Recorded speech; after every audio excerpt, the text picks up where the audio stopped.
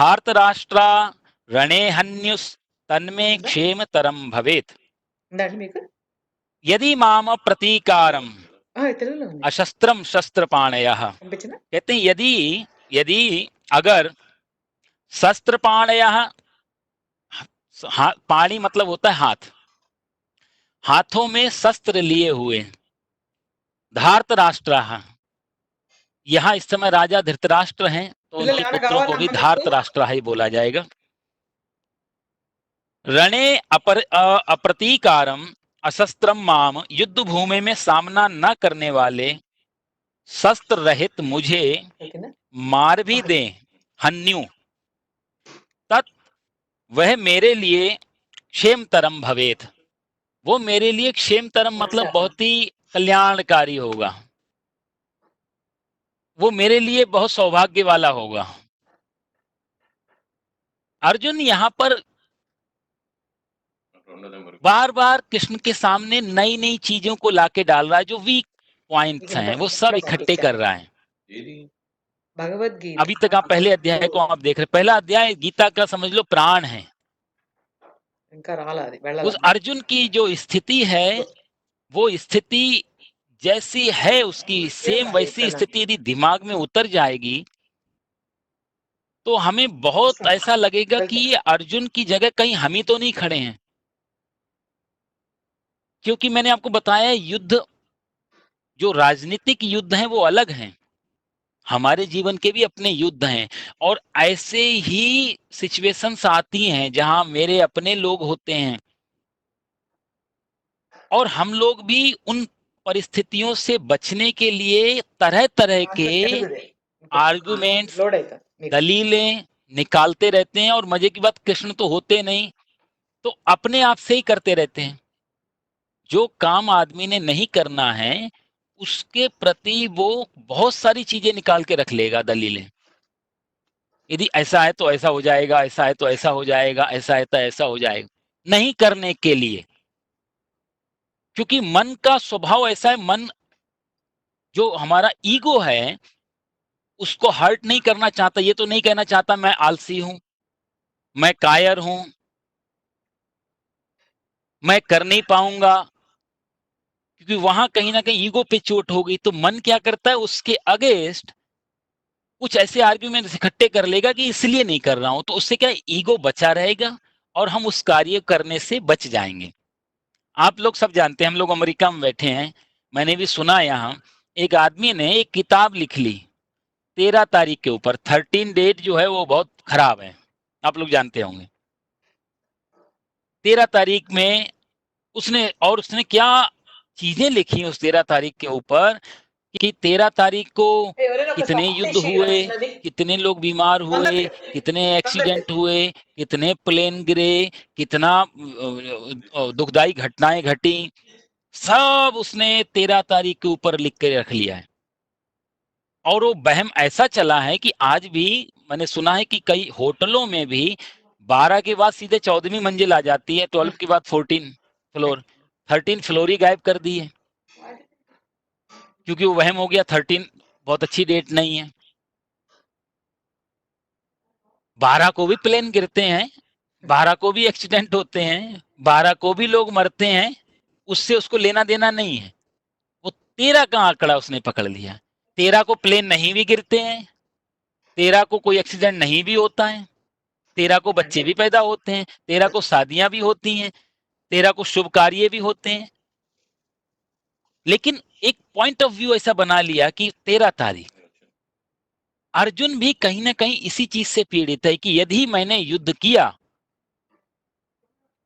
तो ये सारी घटनाएं हो जाएंगी, अभी तक जितना गिना रहा है, मेरे मर जाएंगे, स्त्रियां विधवा हो जाएंगी, बच्चे अनाथ हो जाएंगे, 46 అయిపోయింది 47 घर में वर्ण संकर पैदा हो जाएंगे, पिंडदान कौन करेगा, तर्पण कौन करेगा, श्राद्ध कौन करेगा, परंपराएं खत्म हो जाएंगी, धर्म की रक्षा नहीं होगी, कितने सारे आर्ग्यूमेंट्स, कभी वो फैमिली को इन्वॉल्व करता है, कभी वो ट्रेडिशन को इन्वॉल्व करता है, कभी रिलीजन को इन्वॉल्व करता है। ये सारी जो इन्वॉल्वमेंट है ये अर्जुन की पीड़ा नहीं, अर्जुन की चिंता नहीं है ये, वो तो क्षत्रिय है, पर ये सारी के सारी चीजें वो इकट्ठी कर करके एक एक करके स्टेप बाय स्टेप दे रहा है कृष्ण को, कि कृष्ण ये बोल दें कि तू युद्ध रहने दे। वो बेचारा इतना परेशान है क्योंकि क्षत्रिय है, स्वाभिमानी है, कायर नहीं है। अर्जुन का आप महाभारत के अंदर डायलॉग देखो, शुरू में क्या है, अर्जुन ने कहा कि भगवान श्री कृष्ण से, ना दैन्यम न पलायनम, ये अर्जुन का वाक्य है महाभारत में, ना दैन्यम ना पलायनम, ना तो दीनता करूंगा, कायरता करूंगा, ना ही छोड़ूंगा, ना रहम करूंगा, ना पलायन, ना पीठ दिखाऊंगा, ना भागूंगा छोड़ के। ये दोनों शब्द अर्जुन के ही हैं शुरू होने से पहले, ना दैन्यम ना पलायन। आज क्या हो गया उसे? पहली बार युद्ध तो नहीं कर रहा है, तो फिर युद्ध उसके पूरे जीवन का एक कर्म है, सारे लाइफ की फिलॉसफी उसका वॉर रहा है, हमेशा युद्ध रहा है। उसने सीखा यही, उसने सत्यनारायण की कथा नहीं की है, उसने कोई वैश्य का काम नहीं किया, ब्राह्मण का काम नहीं किया, शूद्र का, उसने क्षत्रिय धर्म का निर्वहन किया पूरा जीवन भर। उसका स्वधर्म, उसका अपना धर्म क्षत्रिय धर्म है। और भगवान आगे कहेंगे गीता में, स्वधर्मे निधनम श्रेय, अपने धर्म में मर जाना श्रेष्ठ है अर्जुन। आज वो अपने धर्म से हट रहा है, कारण क्योंकि आज उसने देख लिया कि ये सब मेरे हैं। वही दलील यहां देता है। अब उसने देखा कि मैंने धर्म की दोहाई दी, भगवान पे कोई असर नहीं हुआ। मैंने कुटुंब जन की दोहाई दी, भगवान पे कोई असर नहीं हुआ। मैंने कर्म कांड को बीच में लाया, भगवान कुछ नहीं बोले। और भगवान सही में यहाँ पर कुछ बोल नहीं रहे हैं। आप देखो पूरे अध्याय में भगवान ने रथ को बीच में ला करके अर्जुन को ये बोला, चल देख ले चारों तरफ कौन कौन खड़े हैं। सिर्फ इतनी भगवान की वाणी रही है, इससे आगे भगवान नहीं बोले हैं अभी तक। 46 श्लोक हो गए हैं, लगातार अर्जुन बोलता जा रहा है, मुस्कुराते जा रहे हैं। होना भी यही चाहिए कहीं ना कहीं, पहले पूछने वाला खुल के आए सामने, उसकी अपनी गहराई कहां तक है, वो कहां तक सुन पाएगा, कहां तक ले पाए। क्योंकि प्रश्न ही आप नहीं करते हो, आप अपने जो इंटेलेक्चुअल लेवल है उसको भी आप बताते हो प्रश्न करके। सिर्फ क्वेश्चन ही नहीं है आपका, आप किस लेवल का प्रश्न कर रहे हो, उत्तर भी उसी लेवल से देने में तभी आनंद आएगा। इसलिए कृष्ण पहले देख लेना चाहते हैं कि इसको क्या क्या जानकारियां हैं, ये कहां कहां तक जा सकता है, ये इसके प्रश्न की गहराई क्या, डेप्थ क्या है। इसलिए भगवान शांति से सुन रहे हैं, मुस्कुरा देते हैं, कुछ नहीं कहते हैं। अर्जुन देखता है मेरा ये बाण खाली चला गया, ये बाण भी खाली चला गया, ये बाण भी खाली। सिर्फ भगवान इस समय अपने को डिफेंस कर रहे हैं। यहां भगवान अटैक नहीं किया अभी सिर्फ इसने जो बोला छोड़ दिया, जो बोला, सारे बाण भगवान के ऊपर आके खत्म हो रहे हैं। अर्जुन की जब सारे बाण चले जाते हैं, अब अर्जुन अपने ऊपर ले आता है। पहले तो बाहर घूम रहा था, ये मरेंगे वो मरेंगे, ये होगा वो होगा, धर्म कर्म ये सब चीजें, अब वो अपने ऊपर ले आया। कहता है कृष्ण, इससे तो बढ़िया ही है कि ये लोग मेरे निहत्थे मेरे को मार दें। ये लोग हाथ में शस्त्र बाण है यार, दुर्योधन के हाथ में शस्त्र है, मैं युद्ध छोड़ के बैठ जाऊंगा, तो मैं बैठ जाऊंगा तो ये भी मेरे को मार देंगे तो भी मेरा कल्याण होगा। यहां पर भी वो मेरा ही जोड़ रहा है, मजे की बात, अपने को ही बचा रहा है। वो कह रहे हैं मैं मारूंगा तो मुझे पाप लगेगा, लेकिन ये मेरे को मार दे, कहने का मतलब मैं कल्याणकारी बना रहा हूं, मैं साफ सुथरा बना रहा हूं, इनको भली पाप लग जाए।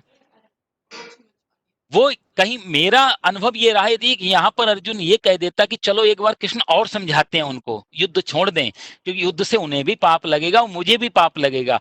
आप समझ रहे हैं ना, ये थोड़ी सी शायद जायज बात हो सकती थी यहां पर, अभी तक नहीं, यहां इस श्लोक में इस जगह।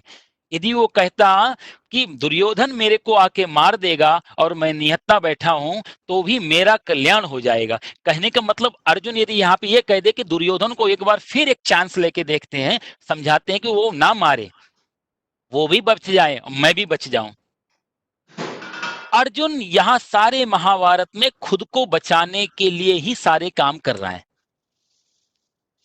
इसी को कहते हैं कहीं ना कहीं मोह। पहले मोह अपनों से होता है, और जब अपने ही शत्रु बन जाएं, अपने ही सामने आ जाएं, तो फिर आदमी अपने को बचाता है, मैं को। तो मैं और तुम, ये दो चीजें बीच में काम करती हैं जीवन में। तुलसीदास जी भी कहते हैं, मैं और मोर तोर ये माया। माया का मतलब ही होता है मेरा और तेरा। मेरा से दो चीजें जुड़ी होती हैं, मैं और मेरे। अर्जुन ने पहले मेरे बचाने की कोशिश की, मेरे बच जाए सारे। अब जब मेरे को नहीं बचा पा रहा है, वो कह रहा है चलो ये युद्ध होगा ही, कृष्ण कुछ नहीं बोल रहे हैं तो कहता फिर मैं बच जाऊं। अब ये दुर्योधन आके, दुशासन आके, विकर्ण आकर के ये मेरे को मार दे। तो अर्जुन की पीड़ा जो है कहीं ना कहीं वो अपने को ही बचाने पे अब जो आए, खिसक खिसक के खिसक अपने आप पे बिंदु पे आके टिक गई है। क्योंकि आप देखो, रावण से भगवान राम का युद्ध हो रहा है। रावण से जब युद्ध हुआ तो रावण को भगवान राम मार नहीं पा रहे हैं। आपने कहानी में, वीडियो में देखा होगा, बहुत प्रयास कर रहे हैं, सिर काट देते हैं, मरता नहीं, वापस आ जाता है सिर। तो फिर जब थक गए, परेशान हो गए, तो किसने इशारा किया? विभीषण ने। विभीषण ने कहा प्रभु इसकी नाभि में मारो बाण, वहीं अमृत छुपा हुआ है। भगवान राम ने बाण निकाला और नाभि में मारा और रावण की समाप्ति हो गई। किसने बताया? विभीषण ने। विभीषण कौन था? रावण का भाई। अब जब रावण को मृत्यु हो गई उसकी, जब नीचे गिर गया शव, तो सबसे ज्यादा उस समय रोने वाला उस सेना में विभीषण ही था, सबसे आगे। भगवान राम ने कहा तूने तो बताया, तूने तो अभी थोड़ी देर पहले कहा, मैं तो मार ही नहीं पा रहा था। तो विभीषण कहता है कि अब तक ये जिंदा खड़ा था, क्रूर था, जो कुछ भी था, लेकिन अब देखो मृत्यु क्या होती, प्रत्यक्ष देख रहा हूं मैं। अब मेरा मोह निकल के आ रहा है कि मेरा भाई चला गया, कुंभकर्ण पहले ही चला गया। अब यही नहीं मरा, अब मैं भी मरा कहीं ना कहीं, क्योंकि जब ये से मेरा संबंध था भाई का, और भाई खत्म हो गया, तो भाई की खत्म होने से भाई ही खत्म नहीं हुआ, जो भाई बंधु का संबंध था वो संबंध भी तो खत्म हो गया। तो कहीं ना कहीं मेरी भी तो हानि हुई। वो जो रिलेशन था, एक नेम था रिलेशन का, वो भी खत्म हुआ। अब मैं किसको भाई कहूं अपना? यही घटना आप देखो, जो बाली है, बाली को मारने के लिए उकसाया सुग्रीव ने।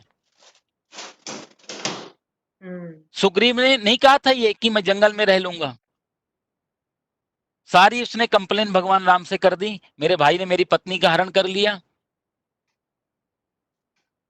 मेरा राज्य ले लिया, मेरे को घर से निकाल दिया, वो आतताई है।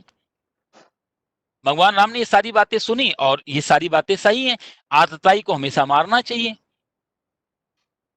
कोई गलत नहीं किया।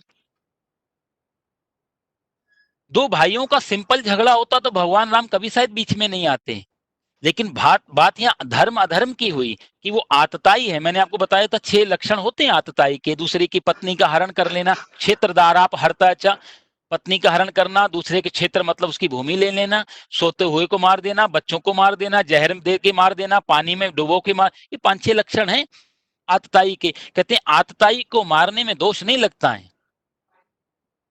आतताई कोई भी क्यों ना हो, उसको मारने में कोई पाप नहीं है, कोई दोष नहीं है।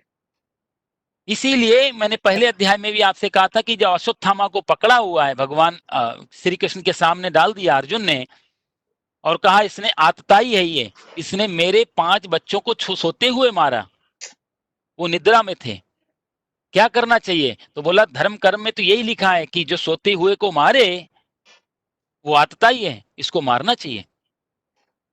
और यहां कौरव ने सारे के सारे, मजे की बात, किसी में तो 1 होता है, किसी में 2 होते हैं, कौरवों में तो 6 के 6 लक्षण घट रहे हैं।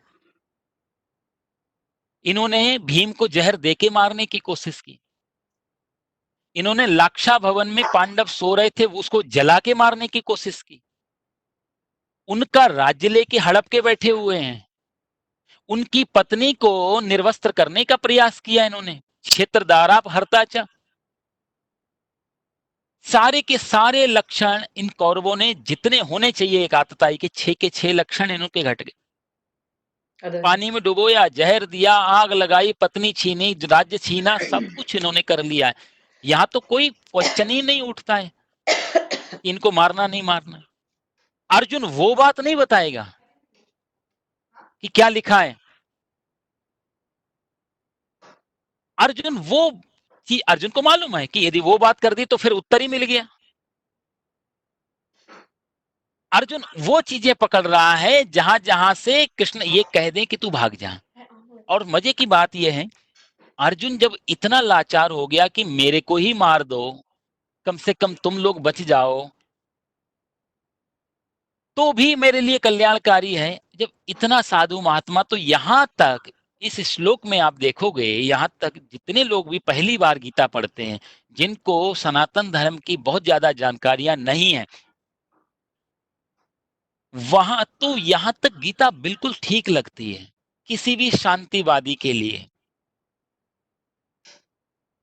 किसी भी एक एक तथाकथित जो सोच विचार वाला व्यक्ति सामान्य, वो ये कहेगा बिल्कुल ठीक कह रहा है अर्जुन। ये प्रश्न आज भी उठे, क्या रखा है युद्ध में, क्या रखा है युद्ध में, हर किसी को ठीक ही लगेगा। यहां तक लाखों करोड़ों लोग मरने वाले हैं इस समय। तो चलो एक युद्ध होता है, कब समाप्त होगा, कितने दिन में समाप्त हो जाएगा, कुछ आइडिया नहीं होता। कितने लोग मरेंगे, कुछ भी हमारे पास काउंटिंग नहीं होती। शुरू में क्या हानि होगी, अब के युद्ध की हानि का हम गणित पहले नहीं लगा पाते हैं।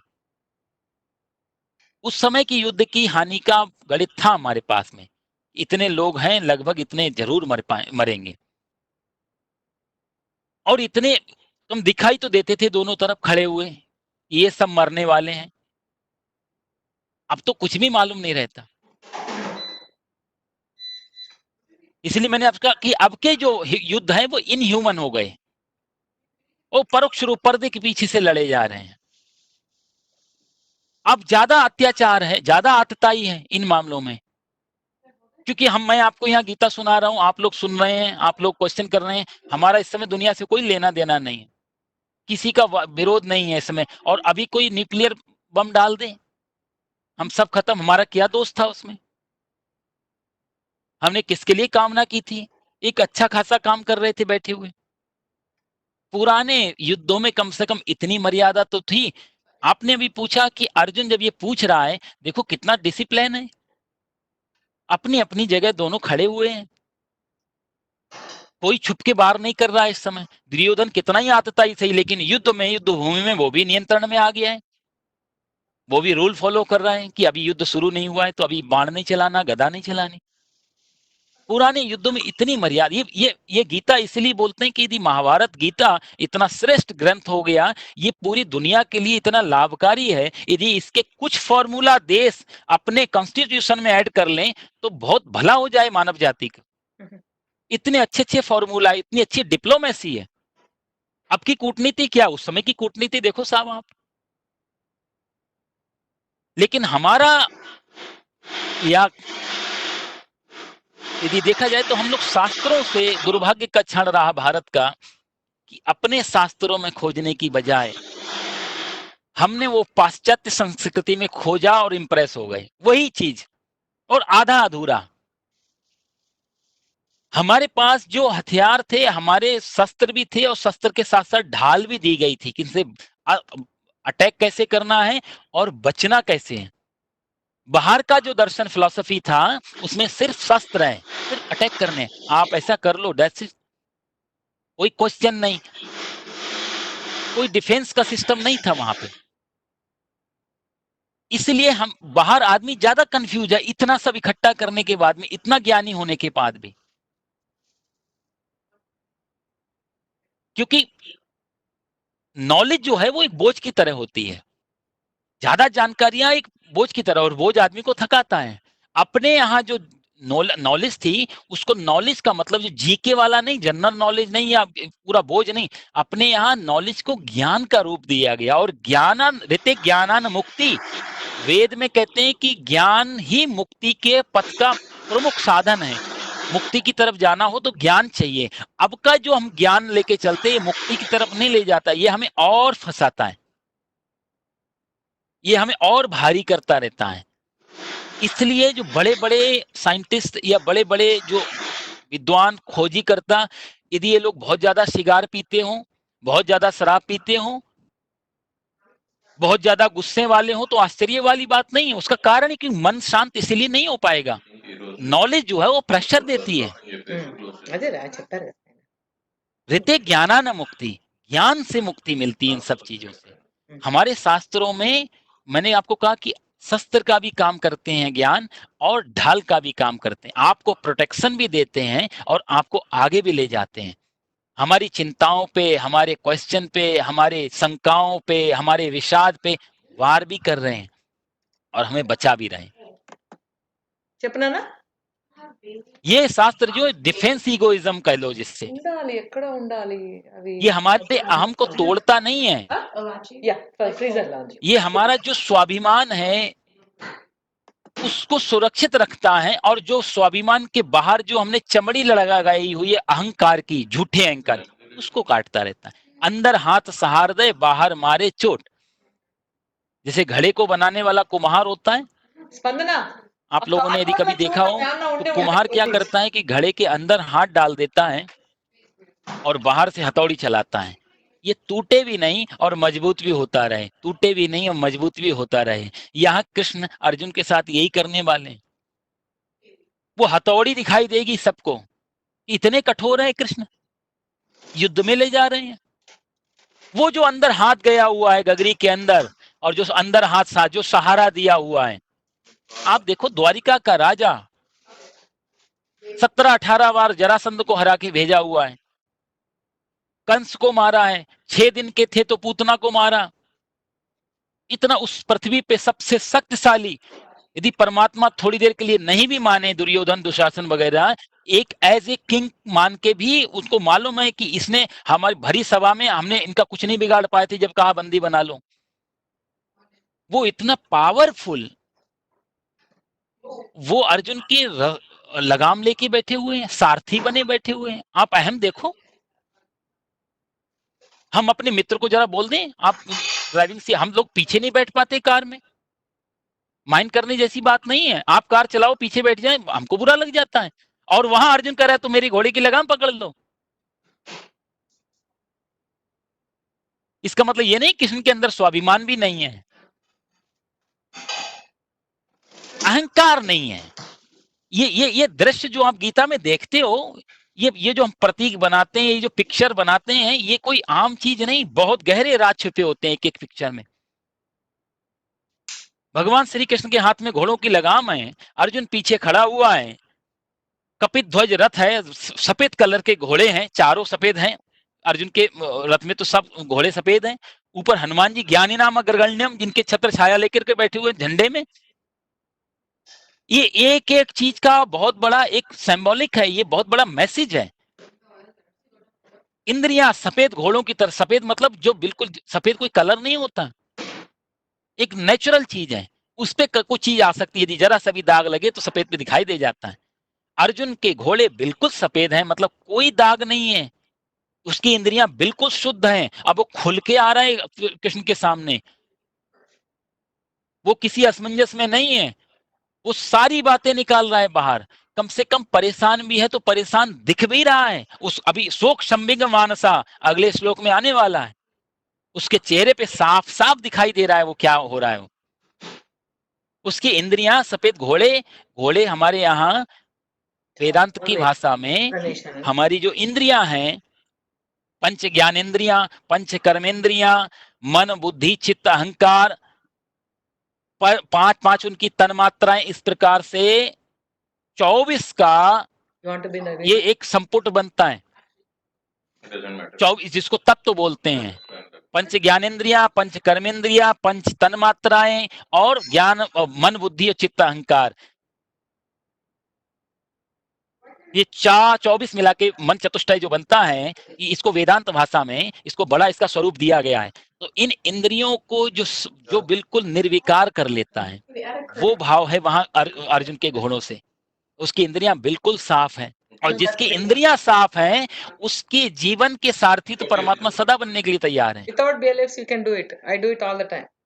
हम यदि अर्जुन की जरा सी भी कैटेगरी में आने को प्रयास करेंगे, कृष्ण अपने आप ही आने लगेंगे, ढूंढने जाने की जरूरत नहीं पड़ती ईश्वर को, और वो कुछ भी बनने के लिए तैयार हो जाते हैं।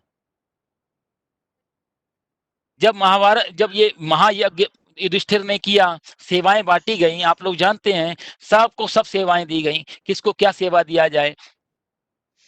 दुर्योधन को दे दिया कि तुम जो हम यज्ञ में जो आएंगे, गरीब लोग, असहाय लोग, या याचनकर्ता वाले, याचना वाले, उन सबको आप बांटोगे। किसी ने पूछा कि आप बांटने के लिए दुर्योधन को लगा रहे, वो तो चाहता ही है तुम भिखारी हो जाओ, उसको आपने राजकोष दे दिया। तो भगवान ने कहा कि ये इसको फॉर्मूला मालूम नहीं है, जितना बांटो उतना ही आता है। दुर्योधन तो ये चिढ़ के बांटेगा ज्यादा ज्यादा कि इनका खत्म हो, पर फार्मूला यह है कि पिबंती नद्यः स्वयमेव नाम्भा स्वयं न खादंती फलानि वृक्षा धराधरो वर्षति नात्म हेतो और परोपकाराय शताम विभूतया।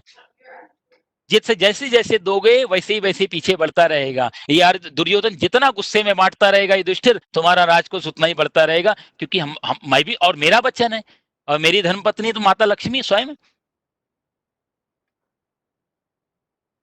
तो कहने का भाव यह है मेरा कि भगवान श्री कृष्ण सारथी बनने के लिए तैयार हो जाते हैं। ये प्रतीक में जो दिया है बहुत ही इंपॉर्टेंट प्रतीक है, गीता पे जो दिया रहता है। अर्जुन बहुत सरल है। अर्जुन के नाम को यदि व्याकरण के हिसाब से हम डिफाइन करेंगे, तो रिज जो शब्द होता है, रिजु, वो शब्द से अर्जुन शब्द बना है। इसका मतलब होता है बहुत सरल, बहुत सिंपल। सरल भी शब्द आप देखो तो कोई मात्रा नहीं है, सरल शब्द यदि आप लिखो, सरल, ना ऊपर कोई मात्रा, ना नीचे कोई मात्रा, ना आगे कोई मात्रा, ना पीछे मात्रा, जहां काम क्रोध लोभ मोह की कोई मात्रा नहीं है, जहां ऊपर उतार चढ़ाव भी नहीं है, बिल्कुल सरल। शब्द भी में भी इतनी सरलता है। अर्जुन का मतलब होता है बहुत सरल। अर्जुन का एक पेड़ भी होता है, यदि आप किसी ने देखा हो, सन्यासी ब्रह्मचारी लोग उसका जूस निकाल के पीते हैं, आयुर्वेदिक औषधि में बड़ा उसका अच्छा नाम है। इंद्रिय को जिताने के लिए भी अर्जुन के वृक्ष का जूस बहुत काम कारगर होता है। उसकी छाल का लोग वो निकालते हैं इंद्रिय जयी बनने के लिए। तो वृक्ष की तने भी आप देखो तो बिल्कुल चिकने साफ सुथरे होते हैं अर्जुन वृक्ष के। ये अर्जुन नाम, ये जो अभी आगे संबोधन होंगे, वो एक अर्जुन से कृष्ण भगवान जब कुछ कहेंगे तो कभी पार्थ बोलेंगे, कभी अर्जुन बोलेंगे, कभी भारत बोलेंगे, अभी कुछ, इन सब नामों में भी बड़ा रहस्य छुपा होगा। कब क्या, अभी अर्जुन थोड़ी देर पहले कहता है मैं च्युता, मेरे रथ को आप बीच में ले जाकर के खड़ा कर दो, अच्युत शब्द लिया।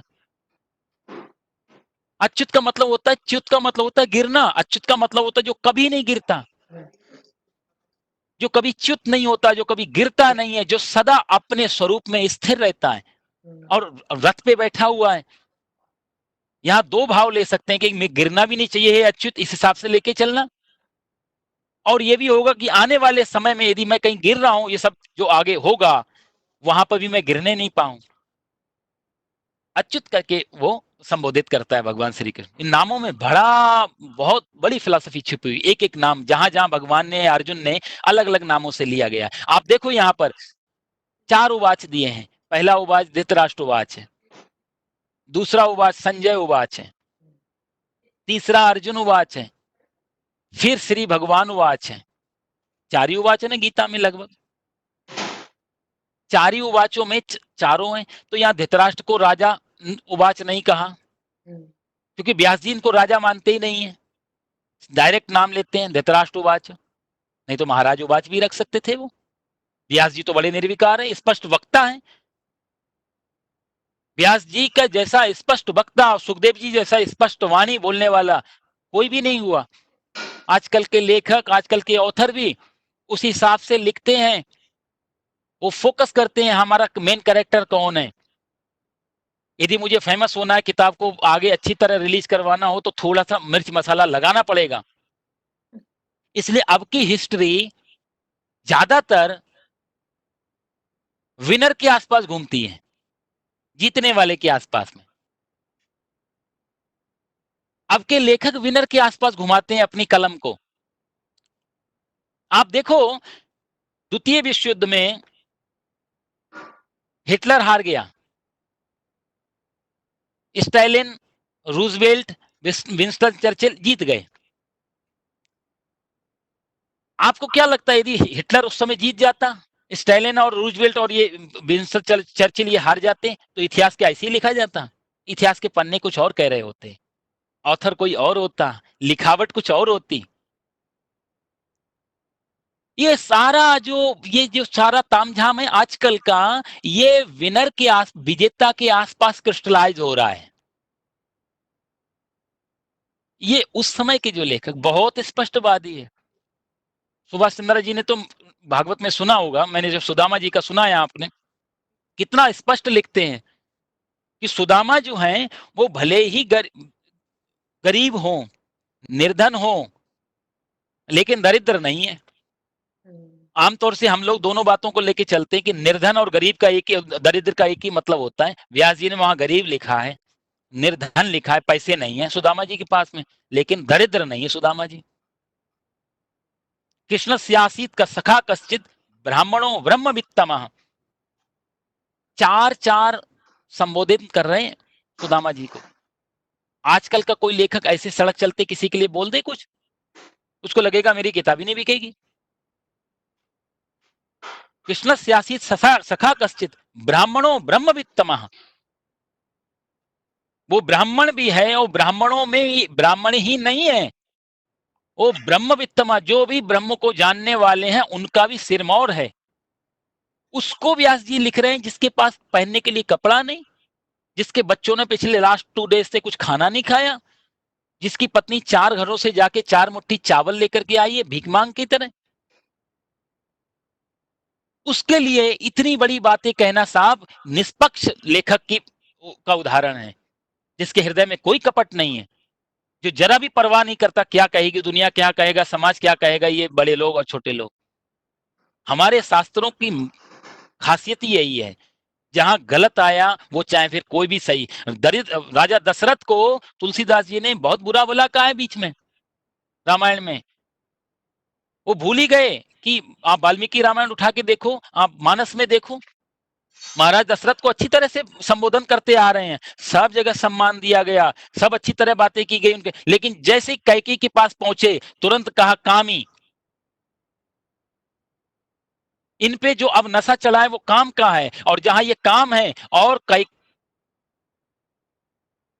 को बताया क्रोध लालच रूप लोभ रूपा, इधर काम दशरथ के रूप में, और उनकी पत्नी जो कैकेयी है वो लोभ की रूप है, और जो मंथरा है काम क्रोध लोभ, ये काम का प्रतीक और ये लोभ के प्रतीक, और वो मोह का प्रतीक। जहां काम क्रोध मोह ये 3 चीजें इकट्ठी हो जाती हैं, तुलसीदास जी कहते हैं जहां काम तहां राम नहीं, जहां राम नहीं काम।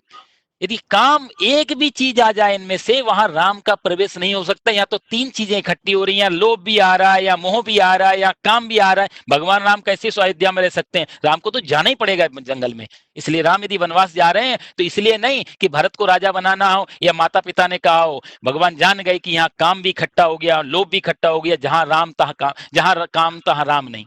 राम को तो वनवास जाना ही Right, पड़ेगा। ये right. विशेषताएं अपने अपने Yeah, शास्त्रों के absolutely. लेखकों की, क्योंकि उनको किसी से वाई वाई नहीं चाहिए, उनको किसी से कोई प्रमोशन नहीं चाहिए, किसी प्रकार की कोई फंडिंग नहीं चाहिए। जंगल में बैठे हुए आनंद के क्षणों में जो भी आता है सीधा सीधा लिख देते। सुदामा जी के लिए इतने सुंदर विशेषण शायद किसी भी शास्त्र में इतना सुंदर विशेषण किसी को भी सुखदेव जी ने नहीं दिया जो सुदामा जी को दिया। लेकिन उनकी पत्नी, अगले ही श्लोक में आप देखो, दरिद्रा सीध मानाशा, अगले श्लोक में लिख देते कि सुदामा जी तो ब्राह्मणों ब्रह्म वित्तमा है, लेकिन दरिद्रासीद मानस, उनकी पत्नी जो है वो दरिद्र है। Hmm. सीधा। भाई तुम पति की तारीफ करके पत्नी की बुराई करके देखो, कल ही महाभारत शुरू हो जाए। लेकिन व्यास जी को, Really, that सुखदेव is जी को कोई the डर नहीं, Asar matter. Tulasidas.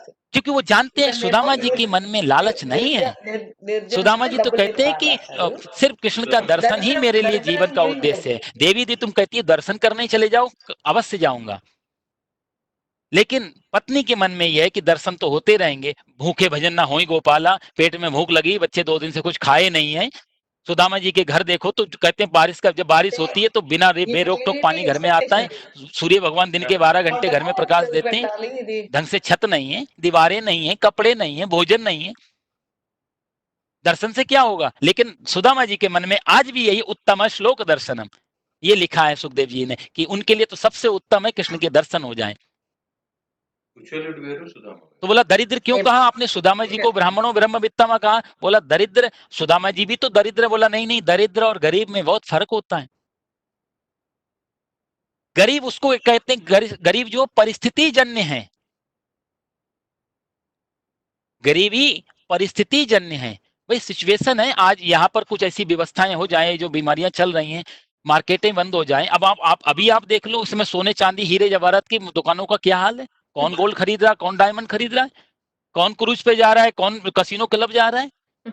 सारा पैसा धारा, इस समय तो ये लगता है भगवान करे ग्रोसरी आ जाए कल की। सारा पैसा होने के बाद भी हम बड़े से बड़ा आदमी, छोटे से छोटा आदमी एक लाइन में आ गया है। होगा तुम्हारे पास मिलियन बिलियन, बैंक के नंबरों में है सब। इस समय तो सिर्फ कल का भोजन की चिंता है हर आदमी को, और वो भी सेफ मोड में आ जाए। तो कहने का मतलब ये था कि गरीबी कौन, गरीबी परिस्थिति जन्य होती है।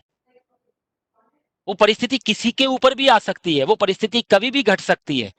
राजा जनक जब इतने बड़े ज्ञानी हैं, आज विश्राम में गए रात को सोने के लिए, सोते सोते स्वप्न देखा राजा जनक ने कि मैं राजा सिंहासन पे बैठा हुआ हूं, अचानक से कोई एक सेवक आया, महाराज आपके राज्य पे किसी राजा ने आक्रमण कर दिया है। राजा जनक ने बोला सेनाएं सजाओ, सेनाएं लेकर के लड़ने के लिए युद्ध भूमि में गए। बहुत भयंकर युद्ध किया है राजा जनक ने। युद्ध का परिणाम ये हुआ कि वो राजा जनक पे हावी हो गया, राजा जनक को बंदी बना लिया, सारा राज्य अपने अंडर में कर लिया। जनकपुर का राजा वो राजा बन गया। राजा जनक को दयावश उसने छोड़ दिया, पत्नी भी नहीं है, बच्चे भी नहीं है, बेचारे परेशान होकर अकेले सड़कों पे घूम रहे हैं। बहुत जोर से भूख लगी है, 1 दिन हो गया, 2 दिन हो गए, कुछ खाया नहीं बेचारों ने। अचानक कहीं देखा कोई यज्ञ हुआ है, वहां पर कुछ प्रसाद बट रहा है, खिचड़ी।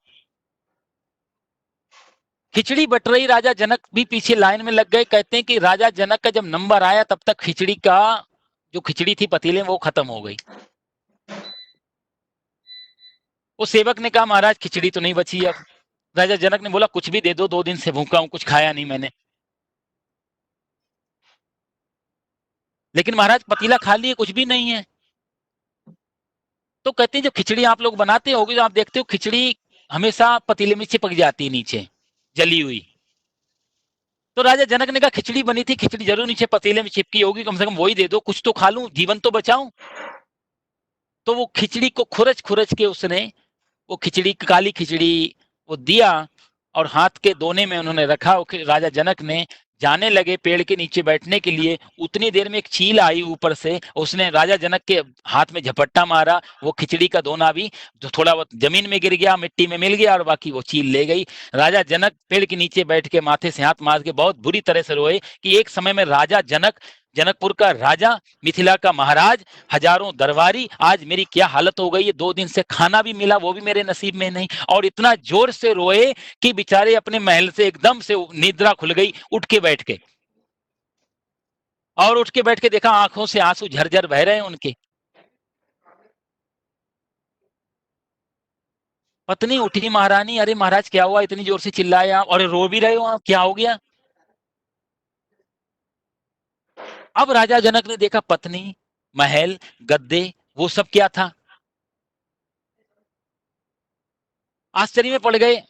कहा कुछ नहीं, बोला कोई बात नहीं देवी, बुरा सपना देखा, बात खत्म। लेकिन उस सपने को राजा जनक ने बहुत अंदर तक ले गए, दरबार में ऐलान करवाया कि मेरे प्रश्न का कोई उत्तर दे देगा तो ठीक है, नहीं तो बंदी बनाया जाएगा। हमारे जितने भी राज विद्वान है सबको बुलाओ। सब विद्वानों को बुलाया गया, ऋषियों को। राजा जनक का एक ही प्रश्न था, ये सत्य कि वो सत्य है, ये सही है या वो सही है, यही प्रश्न। कोई भी ऋषि बेचारा, कोई ऋषि बोले ये सत्य है महाराज, तो कैसे सत्य है बताओ, तो फंस गए। कोई कहता वो सत्य है, तो फिर बताओ कैसे सत्य, आप किसी को मालूम तो है नहीं, ये पूछ कहां से रहे हैं। कहते हैं सारे दरबार, और राजा जनक बड़े उदार हृदय हैं, लेकिन इस तरीके की लीला कर रहे थे, सबको उन्होंने सत सम्मान कारावास में डलवा दिया। कहानी आती है यहाँ। तो उस काफी समय, उस समय एक ऋषि थे, उनका नाम था अष्टावक्र, और अष्टावक्र उस समय पेट में थे। उनके पिता को जब इन्होंने जेल में डलवाया, ये पैदा हुए, बड़े होके उन्होंने पूछा 5 वर्ष की अवस्था में, माता मेरे पिताजी कहाँ है? बोला राजा के यहाँ कैद हैं। क्यों? बोला राजा का प्रश्न था, ये सत्य या वो सत्य। कोई उत्तर नहीं दे पा रहा है। अष्टावक्र बोले मैं जाता हूँ। तो अष्टावक्र उनके राजा जनक की सभा में आते हैं। 8 जगह से बेचारे टेढ़े थे, वो भी एक अलग कहानी है, लेकिन वो हम चर्चा नहीं करेंगे। अष्टावक्र आ रहे हैं राजा जनक की सभा में। महाराज जनक सिंहासन पे बैठे हुए हैं, बड़े बड़े मंत्री संतरी, ये सब विद्युत वरेण्य सारे लोग लाइन से बैठे हुए हैं। अष्टावक्र की 8 जगह से जो इंसान टेढ़ा होगा, उसकी चाल भी बेचारी कैसी होगी, टेढ़े मेढ़े चलते, और काला शरीर हो चुका है। इस हिसाब से जब आ रहे थे, तो राजा जनक की सभा में सभी लोग हंसने लगे, और जब हंसने लगे तो अष्टावक्र ने चारों तरफ देखा, और देख करके फिर वापस जाने लगे वो। अरे महाराज वापस क्यों जा रहे हो? खड़े होकर राजा जनक ने बोला। अष्टावक्र ने सोचा, मैंने तो ये सोच के आया था यहाँ ज्ञानियों की सभा है, काशी ना जाके राजा जनक के यहाँ जाओ, विद्वान मिलेंगे, ब्राह्मण मिलेंगे, एक शास्त्रार्थ होगा, शास्त्रों का कुछ ज्ञान आदान प्रदान होगा। वो ज्ञानियों की सभा सोच के राजा तुम्हारे यहाँ आया था, लेकिन मुझे नहीं मालूम था ये ज्ञानियों की नहीं है, चमारों की सभा है। सभी लोग, बड़ा बुरा लगा विद्वान को। चर्मकार का मतलब कोई जाति से रिलेटेड नहीं था, चमार का मतलब था जो जो मांस का काम कर रहा है, जो चमड़े का काम कर रहा है। तुमने हमें चमार का। राजा जनक बोले महाराज इनका चमार, ये चमार लोग कैसे हो गए? बोला कि तुम लोगों को शास्त्रों का ज्ञान होता, सही में यदि ज्ञान ऋते ज्ञानान मुक्ति, जो मैंने थोड़ी देर पहले कहा, यदि वो ज्ञान की परंपरा से तुम जुड़े हुए होते, तो तुम शरीर के चमड़े को नहीं देखते, आप उसके अंदर बैठे हुए उस तत्व ब्रह्म को देख के बात करते। तुमने मेरे शरीर की चमड़ी को देखा, और चमड़ी का ज्ञान हमेशा चमार को होता है, इसलिए मैंने तुम्हें चमार कहा। आते ही उन्होंने जब ऐसा विस्फोट किया, राजा जनक समझ गए, मुकुट उतार दिया, महाराज यहाँ विराजो ऊपर, और तब उनको आसन दिया। विद्वान सर्वत्र पूज्यते, कहते राजा अपने देश में पूजित होता है, लेकिन विद्वान की पूजा सब जगह होती है। राजा जनक ने उनको बिठाया, प्रश्न किया, ये सत्य और वो सत्य। तो अष्टावक्र जी ने बहुत सुंदर जवाब दिया, राजा ना ये सत्य है ना वो सत्य है, दोनों ही असत्य हैं, दोनों में ही तुम सत्य हो, तुम देखने वाले दृष्टा हो। तुम स्वप्न देख रहे थे उस दिन, और तुम भिखारी हो गए, उठे, बाद में पता लगा राजमहल में सोए हो, आज भी तुम स्वप्न देख रहे हो। जिस दिन इस शरीर से तुम अलग हट जाओगे, इस शरीर को छोड़ दोगे, ये भी एक स्वप्न बन जाएगा। उस स्वप्न का भी एक टाइम था, इस स्वप्न का भी एक टाइम है। उस स्वप्न को भी देखते समय तुम्हें नहीं पता लगा तुम स्वप्न देख रहे हो, और ये भी देखते समय एक दिन जब तुम जगोगे तो तुम्हें पता लगेगा ये स्वप्न है। जैसे स्वप्न वाले देखने वाले व्यक्ति को जरा सा भी डाउट नहीं होता ये स्वप्न चल रहा है, ऐसे ही जीवन में भी पता नहीं लग पाता कि यह स्वप्न चल रहा है। दोनों के लिए जगना जरूरी है। स्वप्न को स्वप्न कहने के लिए कम से कम जागृत अवस्था तो चाहिए ना। तो जैसे स्वप्न व्यक्ति जब तक जगेगा नहीं, तब तक स्वप्न को स्वप्न मान नहीं सकता। इस जीवन को भी स्वप्न मानना हो तो जगना पड़ेगा, बोलने से काम नहीं। वही ये गीता करने जा रही है कि जीवन के सारी चीजों को कैसे स्वप्न मत माना जाए, उसका ज्ञान कर, उससे जगाना। कहीं स्वप्न को तोड़ने के लिए कहीं जाना नहीं होता, उसी बिस्तर में, उसी अवस्था में सिर्फ नींद खुल जानी हो जाती है। वो नींद खोलने के लिए सारे शास्त्र हैं कि जो कहते हैं कि जो हम मोह निशा सब सोवन हारा, जैसे गोस्वामी जी लिखते हैं कि मोह की निशा रूपी संसार में सब लोग सो रहे हैं। गीता के अगले 6 अध्याय में भी भगवान कहेंगे या निशा सर्वभूतानाम तस्याम जागृति संयमी यस्याम जागृति भूतानि सा निशा पश्यतो मुने। जहां आदमी सोता है वो वही उसको रात्रि कहा जाता है। जहां हम सब लोग भी इस मोह रूपी निशा में इस सोई रहे, जब तक हम जानते नहीं है उस परम तत्व को, हम सब भी सो रहे हैं और सोते सोते ही खा रहे हैं, सोते सोते ही नौकरी कर रहे हैं, सोते सोते ही बच्चे पैदा हो रहे हैं, सोते सोते ही दुनिया का सारा व्यवहार हो रहा है। ये सब निद्रा के वसीभूत, जिस दिन जाग जाते हैं सब चीजें स्वप्न बन जाती। अष्टावक्र ने जो ज्ञान दिया राजा जनक को, वो पूरी एक नई गीता बन करके आ गई, जिसको हम लोग अष्टावक्र गीता बोलते हैं। हमारे यहाँ और बहुत सारी गीताएं हैं, ये तो भगवान की वाणी है ही, लेकिन वो भी और भी गीताएं, और बहुत आनंद वाली गीताएं, आप कभी भी बैठ के थोड़ा थोड़ा उसका अध्ययन कर सकते हैं। कमाल के फॉर्मूला दिए हैं अष्टावक्र जीवन के प्रति, अष्टावक्र गीता के अंतर्गत बहुत सुंदर गीता लिखी हुई है। तो मेरा कहने का भाव ये था कि यहाँ व्यास जी सबको सबके नाम से रख रहे हैं। हम लोग उसी टॉपिक पे वापस आते हैं। धृतराष्ट्र को महाराज संबोधित नहीं किया उन्होंने, धृतराष्ट्र उवाच, संजय को संजय उवाच, अर्जुन को अर्जुन उवाच, लेकिन श्री कृष्ण को श्री कृष्ण उवाच नहीं कहा, क्योंकि श्री कृष्ण एक यशोदा के और देवकी के और नंद और वसुदेव के पुत्र यहाँ पर नहीं मान के चल रहे हैं। वो कहते हैं श्री भगवान उवाच, यानी कि अब जो बोलेंगे वो किसी सामान्य मनुष्य की, किसी माँ के पेट से पैदा होने वाले पुत्र की, किसी के बहनों की, किसी के साले की, किसी के भाई की, किसी जमाई की, इनकी बात नहीं है। ये डायरेक्ट सबका जो बाप है वो बोल रहा है यहाँ पे। अब इसलिए श्री भगवान वाच वाणी, कितना सुंदर व्यास जी का इस संबोधन है। एक नाम में भी, संबोधन में भी यदि हम थोड़ा गहरे उतर पाए, इसी पे भी कई बार कई घंटे बोल सकते हैं। ये क्यों लिखा, इसके क्या क्या भाव, गीता बहुत लंबी जा सकती। लेकिन इतना ही मैं आपको बताना चाहता हूं कि यहाँ पर जो चारों संबोधन हैं निष्पक्ष रूप से व्यास जी मान के चलते श्री भगवान उवाचा, मतलब ये सारी वाणी डायरेक्ट भगवान के मुख से निसृत हो रही है, निकल रही है। दो तरीके की चीजें होती हैं, देखो आप, एक चीज पहले घटती है उसके बाद लिखी जाती है, तो दोनों में थोड़ा अंतर हो जाता है। थोड़ा में कुछ ना कुछ थोड़ी बहुत मिलावट भी हो सकती है, उसके चांसेज रहते हैं थोड़ी थोड़ी चीज सजाने के लिए।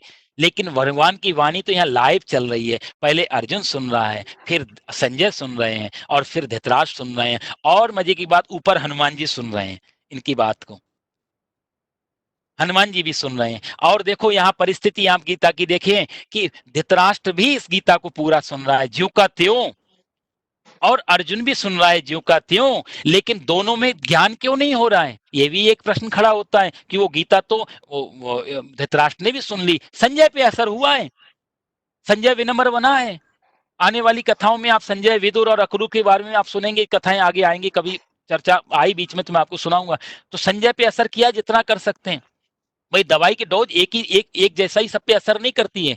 अपनी इम्यूनिटी, इम्यून सिस्टम, अपना डिफेंस सिस्टम, बहुत सारी जो बायोलॉजिकल अपना जो सिस्टम है उस पर डिपेंड करता है कि गोली कितना असर करेगी, कितनी क्वांटिटी में दी जाए, तुम्हारी अवस्था क्या है, बालक है, जवान है, बड़े हैं, इम्यूनिटी कैसी है। ऐसे ही ये सारे शास्त्र हमारी आत्मा की इम्यूनिटी के हिसाब से, हमारे मन की इम्यूनिटी हिसाब से असर करते हैं। कोई आदमी पहली बार में सुन के, महात्मा बुद्ध ने पहली बार देखा लाश को, ये कौन है, बोला ये मरा हुआ व्यक्ति है। मरना मतलब, बोला ये मरने का मतलब होता है जो कभी वापस नहीं आएगा। ये शरीर का क्या करेंगे, बोला इसको भी जला के मिट्टी बना देंगे। तो ये मर क्यों गया, बोला महाराज मरना तो पड़ता ही है, अवस्था खत्म हो जाती है, तेल जैसे तेल खत्म हुआ दीपक बुझ जाता है, ऐसे ही आदमी की ये तेल रूपी श्वास, तेल रूपी जीवन खत्म होता है तो मर जाता है। महात्मा बुद्ध बोले दी ये मर रहा है तो फिर मेरा, बोला महाराज आपको भी क्षमा करना, लेकिन सत्य है आपको भी मरना तो पड़ेगा, मरने का मतलब मुझे भी सब कुछ छोड़ना पड़ेगा, राजपाट धन, बोला शरीर ही नहीं रहेगा, शरीर के लिए तो सारी चीजें होती हैं, आपका शरीर ही नहीं रहेगा, आपको भी महाराज मरना पड़ेगा। महात्मा बुद्ध ने सुना, राजा का सेवक बोला महाराज चलें दरबार, बोला दरबार नहीं, अब तो तू यहीं से अपना तू दरबार जा और मैं जाता हूँ जंगल, मैं उसकी खोज करने जा रहा हूँ जो कभी नहीं मरता है। मैं क्यों इन सब चक्करों में पढ़ूं, ये मरने के लिए, जब शरीर ने मर ही जाना, इसी के लिए मैं सारा तामझाम उठा करके इकट्ठा करके रखूं, और जब भोगने का समय आया तो शरीर ही नहीं बचे। तो ऐसे जीवन से मेरे को क्या, मैं उस परम जीवन को पाना चाहता हूं जिसकी कोई मृत्यु नहीं है, जिसके लिए सब चीजें इकट्ठी की जाती हैं। तो वो ज्ञान की खोज में उसी समय महात्मा बुद्ध को एक लाश दिखी, एक मुर्दा दिखा, वापस राजमहल में नहीं लौट के आए। सुंदर पत्नी है जिसकी, एक प्यारा सा बेटा है, जवान है अभी, राजपाट है अभी, और पीछे मुड़ के भी नहीं देखा। एक क्वेश्चन ने ऐसी चोट की कि सीधे जंगल में जाकर के बुद्ध हो गए। और हम लोग कितने क्रिमिनेशन में होकर के आते हैं, कितने शमशान में होकर के आते हैं।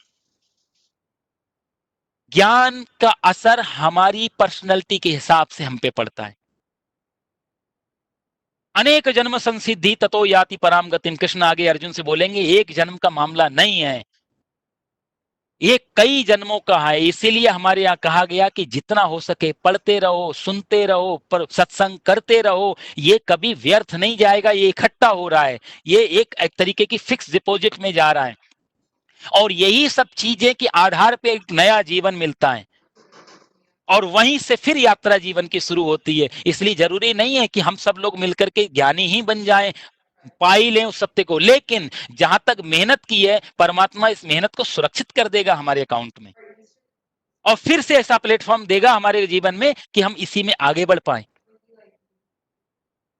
इसीलिए ज्ञान में सदा, इसलिए सत्संग को पार्ट ऑफ लाइफ बनाया गया। जैसे हम भोजन करते करते नहीं थकते, जैसे हम अपना एंटरटेनमेंट करते करते नहीं थकते, हम रोज खेल खेलते हैं, हम रोज टीवी देखते हैं, रोज खाना खाते हैं। कोई आदमी कभी बोर नहीं होता, कल तो खाना खाया था, 50 साल से खाना खा रहा हूं, अब तो खाना छोड़ दूं, कभी ये रिक्वायरमेंट नहीं आती है अपने अंतरात्मा से।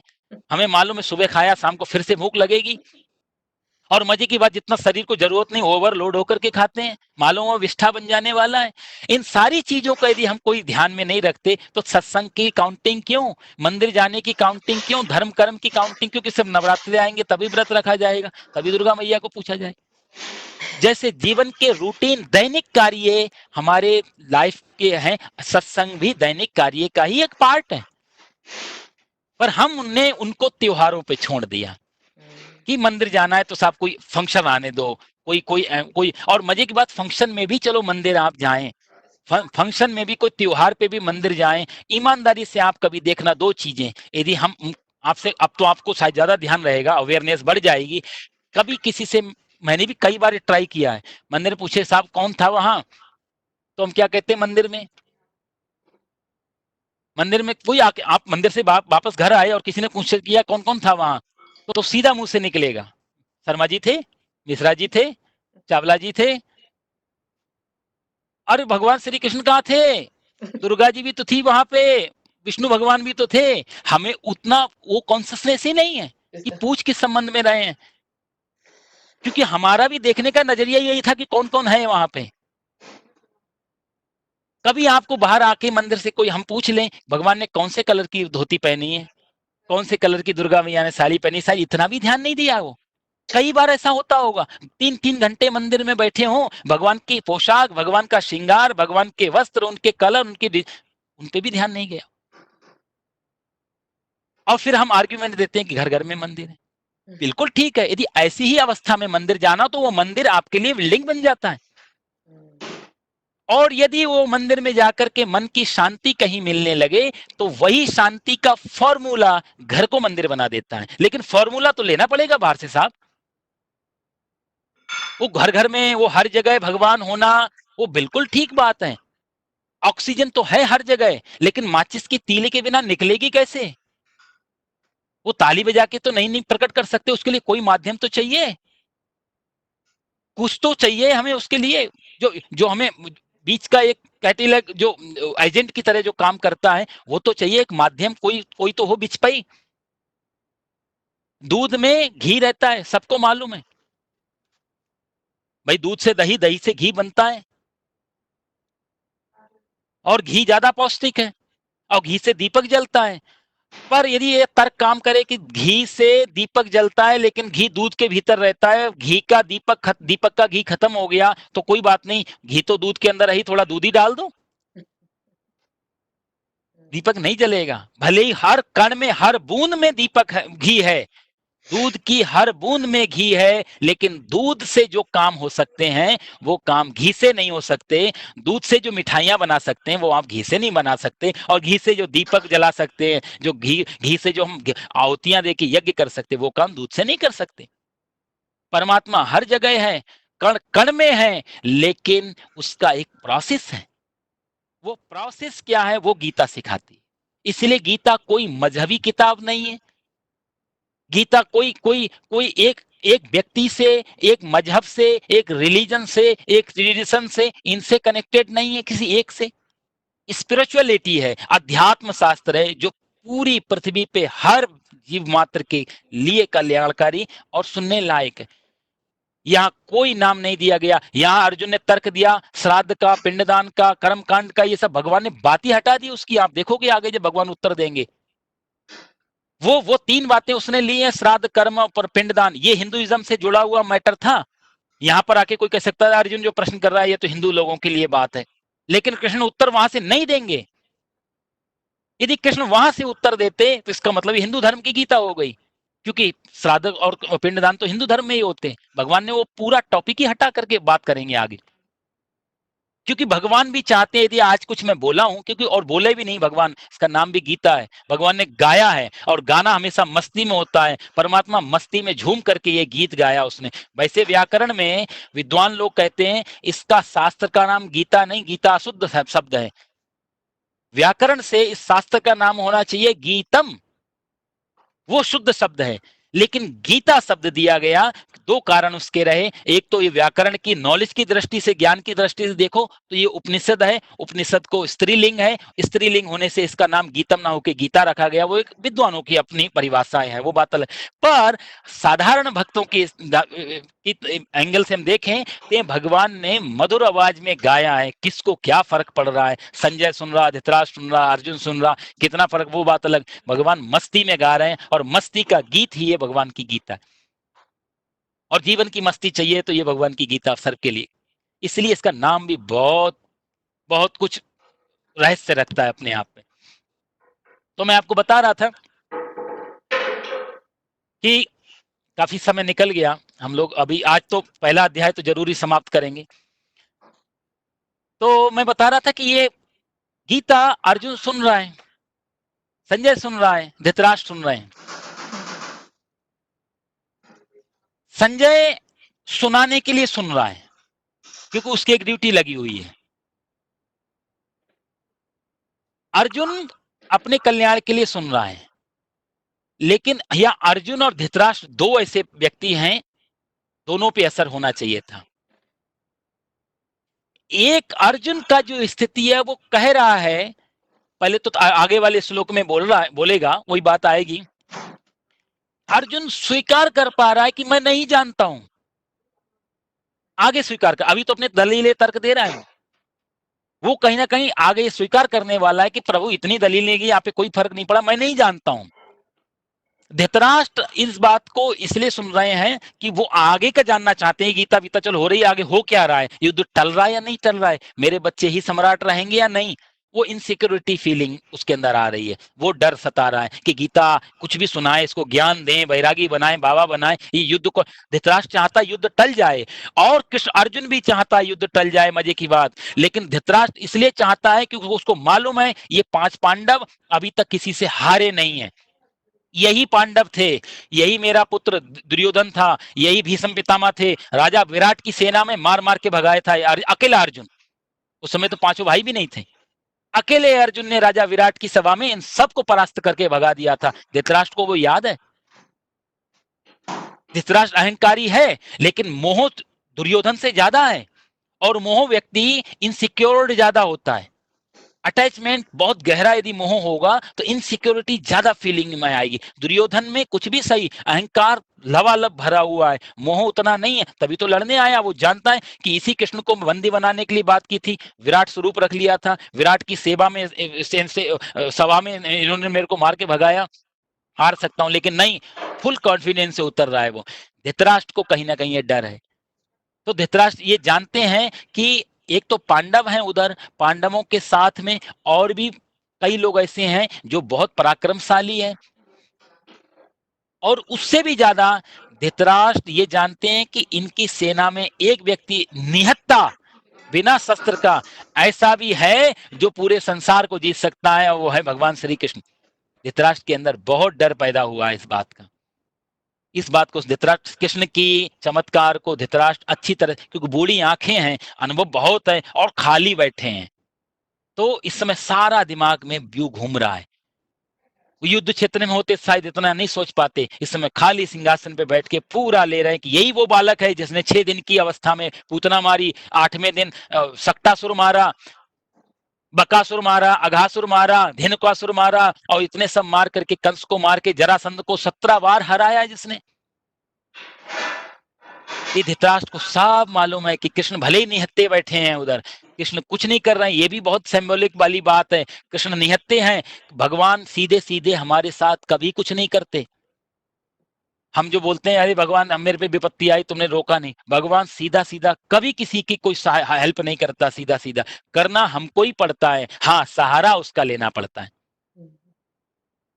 वो सिर्फ सहारा देता है। भाई साइकिल चलाना सीखना हो तो थोड़ा बहुत सहारे की जरूरत पड़ेगी, थोड़ा एक बार बैलेंस बन जाए तो आप चलो हर समय थोड़ा साइकिल पीछे से पकड़ी जाएगी, बस उतना ही। एक बार बैलेंस बना दिया तुम्हारा, और बैलेंस के लिए हमें परमात्मा की जरूरत सदा पड़ती। अर्जुन यही कहता है मेरे रथ को बस तुम हाँकते रहो, मेरे जीवन रूपी रथ की ये यदि लगाम आपके हाथ में है तो इतना तो निश्चित है कि मेरा जीवन भटकेगा नहीं, गलत रास्ते पे नहीं जाएगा, जा भी रहा होगा तुम रोक लोगे। धृतराष्ट्र को ये मालूम है, तो धृतराष्ट्र भी युद्ध टालना चाहता है, अर्जुन भी युद्ध टालना चाहता है। अर्जुन के मन में स्वजन के प्रति मोह है, और धृतराष्ट्र के मन में अपने पुत्रों की प्रति मोह है। धृतराष्ट्र अब सिर्फ अपनों को बचाना चाहता है, अर्जुन सबको बचाना चाहता है। यही अंतर है, इसलिए गीता अर्जुन की ज्यादा समझ में आएगी कि जहां पर कोई भी किसी को भी कष्ट ना हो। ये भारतीय संस्कृति है, मैं सुखी रहूं, दुनिया चाहे दुखी हो जाए, ये अहंकार वृत्ति है, ये मोह वृत्ति है।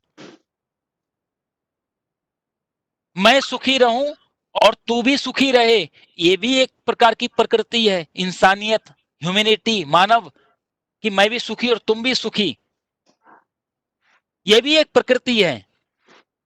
मैं सुखी रहूं और तुम दुखी रहो, ये विकृति है। मैं सुखी रहूं तुम भी सुखी रहो, यह प्रकृति है। और मैं भले दुखी रहूं पर तुम सुखी हो जाओ, ये भारतीय संस्कृति है। वसुधैव तु कुटुंबकम। अर्जुन कह रहा है भले ही मेरे को मार दें, आप श्लोक का अर्थ देखो कितना गहरा है। मैं भले ही मर जाऊं, मैं भले दुखी हो जाऊं, मेरा पड़ोसी सुखी हो जाए।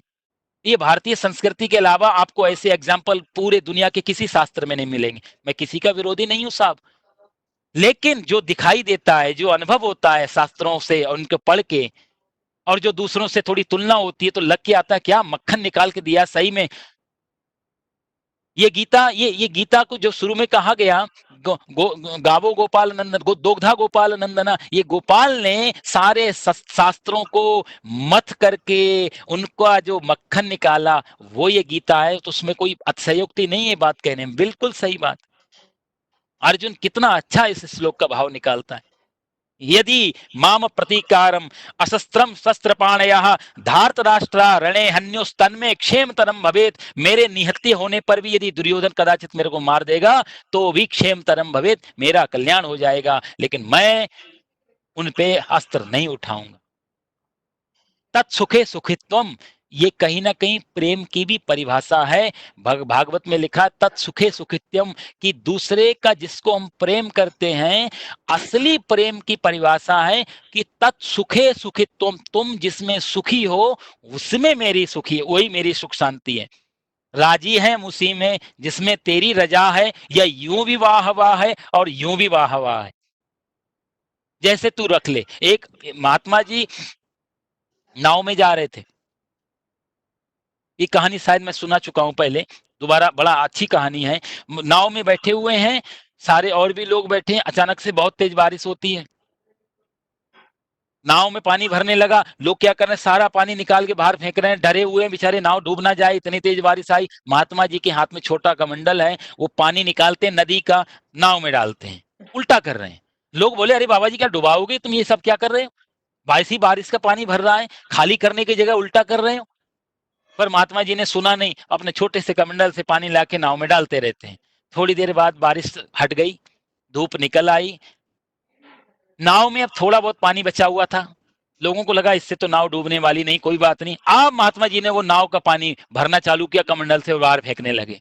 थोड़ा थोड़ा पानी बार बार हाथ से भरते हैं और बाहर फेंकते हैं। महात्मा लोग बोले पागल बाबा है, कोई बोला नहीं पागल नहीं है, मुख पे तेज दिखाई दे रहा है, पूछना चाहिए महाराज जब पानी को बाहर फेंकना था तब आप अंदर डाल रहे थे, अब बारिश रुक गई, सब कुछ खत्म हो गया, थोड़ा बहुत पानी भी आप बाहर फेंक रहे हो, कारण?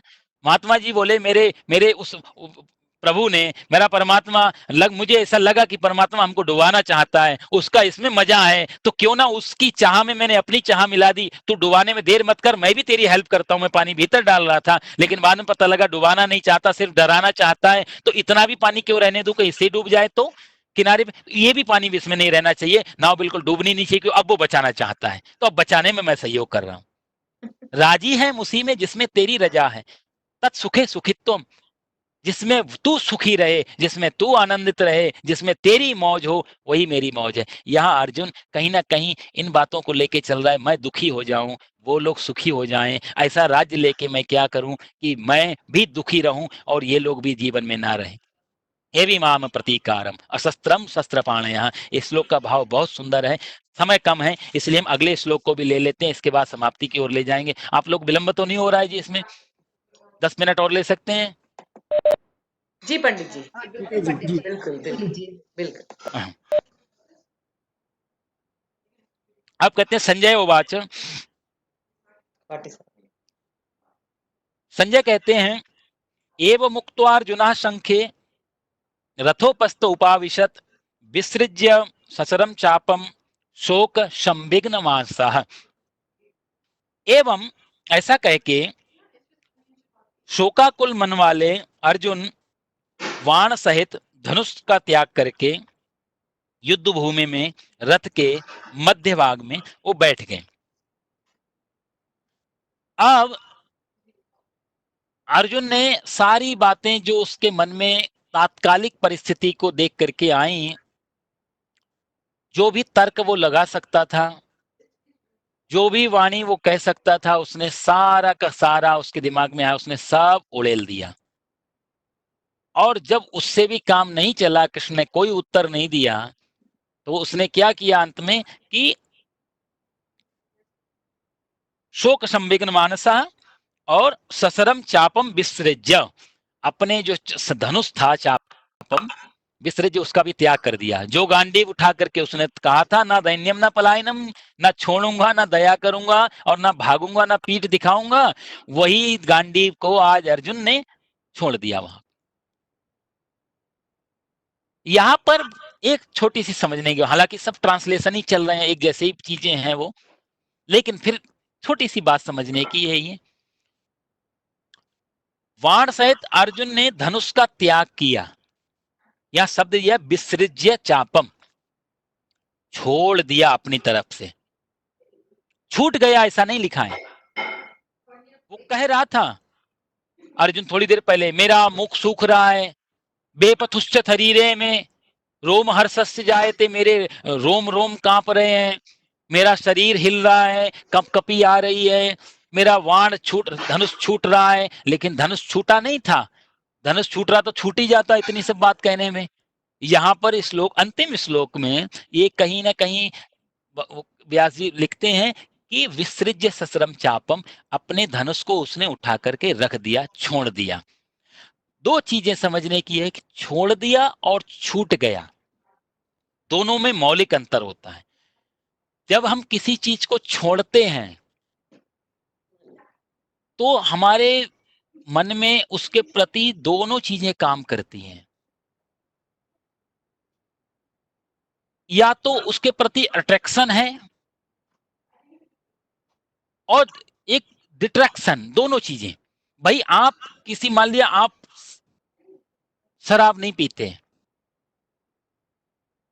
तो आप शराब की दुकान में भी पहुंच जाएंगे तो भी कोई फर्क नहीं पड़ेगा मन के तल पे। लेकिन कोई शराब को छोड़ के भी शराब के पास जाएगा, जो पीता है और जिसने अभी रिसेंटली छोड़ा है, उसका मन व्यथित हो सकता है। लेकिन जिसने जीवन में कभी हाथ नहीं लगाया, उसको कोई फर्क नहीं पड़ेगा। वो चाहे जितना मर्जी ले चला जाए उसमें। तो जो छूट रहा है और जो छोड़ रहा है, छोड़ने वाला कल को फिर उठा सकता है, क्योंकि उसने अपनी तरफ से छोड़ा है, उसकी अपनी कंडीशनल है, वो कंडीशंस है वहां पर छोड़ने पे। पर जो छूट गया वहां पर हमारी कंडीशन नहीं है, वो एक नेचुरल एक सिचुएशन हुई है। जैसे आप प्लेन से, हम लोग यहां से इंडिया पहुंचे, इंडिया जब हम पहुंचते हैं प्लेन में बैठ के, हमारी सीट है, जब तक हम नहीं पहुंचेंगे तब तक हमारी सीट है, टाइटल लगा हुआ है, टिकट पे नंबर है, हम उसको साफ भी करेंगे, बेल्ट भी चेक करेंगे, सब देखेंगे कंबल वंबल सब सुविधाएं हैं या नहीं है, सीट ठीक है या नहीं है, तकिया ठीक है या नहीं, सब चीजें देखी। यात्रा पूरी हो गई तो हम सीट को छोड़ते नहीं है, कभी पीछे मुड़ के भी नहीं दे, सीट छूट जाती है। कभी आप ध्यान देना, आते समय जो सीट पे नजर होती है, छोड़ते समय वो नजर नहीं से हम कभी नहीं देख पाते अपनी सीट को, क्योंकि यात्रा पूरी होगी, अब बाहर निकलने की जल्दी, अब सामान पे ध्यान है, अब फोकस किसी और चीज पे किया जा रहा है। अब किसको मालूम कहां दाग लगा, तकिया कैसी, कपड़ा कैसा, क्या है ये, अब तो निपटाने जैसी चीज है, क्योंकि चीजें छूट रही हैं अब धीरे धीरे। अब थोड़ी देर बाद प्लेन भी छूटेगा, एयरपोर्ट भी छूटेगा, ये सब चीजें यात्रा पूरी होने के बाद चीजें छूट रही हैं। और कोई आदमी छोड़े कि लोगों मैं सीट को छोड़ रहा हूं, नहीं बैठूंगा, अब तुम लोग बैठ, कोई बात में दम नहीं रह जाएगी, तुम नहीं भी छोड़ोगे तो भी छूटेंगी। पर छोड़ने में और छूटने में एक बहुत मौलिक अंतर होता है। जब हम छोड़ते हैं तो हमारी अटैचमेंट की कोई ना कोई कड़ी उससे कहीं ना कहीं अनकॉन्शियस में जुड़ी रहती है, पेच फंसा रहता है, फिर चांसेज होते हैं। लेकिन जब हम किसी चीज जो हमसे छूट जाती है तो वापस आने के चांस नहीं रहते। दूसरा उदाहरण, जैन संप्रदाय, कोई जैनी महानुभाव बैठे हो तो क्षमा करना, मैंने आपको शुरू में कहा कि गीता पाठ हो रहा है यहाँ गीता को समझाने के लिए मुझे जितने भी उदाहरण ले मिले, जो भी मेरा अनुभव रहा मैं सब लूंगा। मेरा भाव किसी भी धर्म, किसी भी परंपरा को हर्ट करना नहीं होता, सबके प्रति मेरा बहुत सम्मान आदर भाव है, लेकिन जो बातें अनुभव में आएंगी इस गीता को समझाने, उनको मैं जरूर लूंगा। जैन संप्रदाय आप सब लोग जानते, जैनी महावीर ऋषभदेव के पुत्र हैं, तपस्या करने बैठे हैं। एक दिन ध्यान आया, एक कपड़ा तो मेरे मेरे आत्मा पे परमात्मा ने पहना ही दिया है, जिसको हम शरीर बोलते हैं, और इसको चमड़ी की चादर से ढक भी दिया है। भाई ये चादर ही तो है, बाहर की जो हर पूरी चमड़ी एक ही उसमें है, एक ही चीज में है ना, चमड़ी कहीं से भी जोड़ नहीं लगा हुआ है, एक ही वन पीस में है पूरे शरीर की चमड़ी। तो भगवान ने ऐसी चादर की चमड़ी रूपी चादर हमारे पूरे शरीर पे लपेट के रख दी है, ऑलरेडी एक कपड़ा उड़ा के रखा है, फिर ये दूसरे कपड़े क्यों? महावीर जी, ये भाव मन में पैदा होता रहा, उनके मजबूत हो रहा है। और फिर उन्होंने बोला कि वही जो चीज जो मैं हूं, आई थिंक सो, वही चमड़ी, वही चादर, और वही उसके अंदर बैठा हुआ ड्राइवर जो आत्मा, वो भी वही है, दोनों एक ही हैं। भाई पानी पानी, दो पानी तो नहीं हो सकते। आप हो सकता है गिलास में पानी अलग हो, शेप अलग हो, मेरे पास लोटा है, उस लोटे में अलग हो, पर दो पानी तो दो नहीं हो सकते, शेप अलग दो हो सकती हैं, पानी तो एक ही होगा। फॉर्मूला भी एक ही निकलेगा, वो भी हाइड्रोजन ऑक्सीजन H2O से बनेगा, ये भी H2O से ही बनेगा। तो दो पानी नहीं हो सकते, दो आग नहीं हो सकती, ऐसे ही दो मनुष्य नहीं हो सकते, दिखेंगे अलग, शेप अलग होगी, कलर अलग होगा, डिजाइन अलग होगी, थोड़ी सी बनावट अलग होगी, कोई स्त्री के शरीर में है, कोई पुरुष के शरीर में है, कोई वृद्ध के शरीर में है, कोई बच्चे के शरीर में होगा, लेकिन दो नहीं होंगे। ये क्योंकि पीछे एक ही चीज काम कर रही है। कोई छोटी बत्ती से आरती कर रहा है, कोई 5 आरती से कर रहा है, कोई लंबी सी आरती जला रहा है, सब शेप अलग, लेकिन आग तो एक ही है।